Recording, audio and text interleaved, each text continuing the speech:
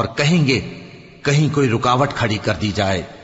اور جو انہوں نے عمل کیے ہوں گے ہم ان کی طرف متوجہ ہوں گے تو ان کو بکھرا ہوا غبار کر دیں گے۔ اس دن اہل جنت کا ٹھکانہ بھی بہتر ہوگا اور ان کے آرام کی جگہ بھی خوب ہوگی۔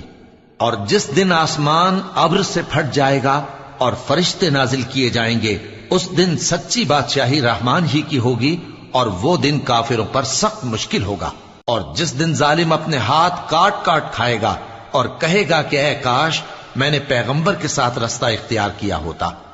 ہائے شامت کاش میں نے فلاں شخص کو دوست نہ بنایا ہوتا، اس نے مجھ کو کتاب نصیحت کے میرے پاس آنے کے بعد بہکا دیا۔